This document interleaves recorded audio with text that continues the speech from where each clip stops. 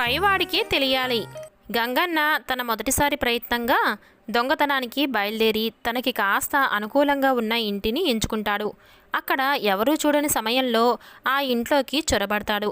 వీధి గుమ్మం వద్ద అలికిడి కావడంతో అందుబాటులోని అటకపైకి చేరాడు.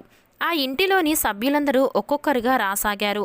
వందల కొలది నల్లులు, వేల కొలది దోమలు తన రక్తాన్ని పీలుస్తున్నా అలాగే ఓ మూలన కూర్చున్నాడు.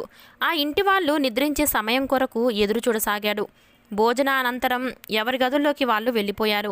ఇంటి యజమాని ముసలితల్లి మాత్రం హాలులో చాపపరుచుకొని పడుకుంది. కొద్దిసేపటికి ఆ ఇంటి పెద్ద కొడుకు తన గదిలో నుండి బయటికి వచ్చి వంకీకి తగిలించిన నాన్న చొక్కాని వెతికి అందులో నుంచి 200 తీసి తన జేబులో పెట్టుకొని తండ్రి చొక్కాని యథాస్థానంలో ఉంచి తన గదిలోకి జారుకున్నాడు. మరికొంతసేపటికి రెండో కొడుకు కూడా తన అన్నలాగే చేసి తన గదిలోకి వెళ్ళిపోయాడు.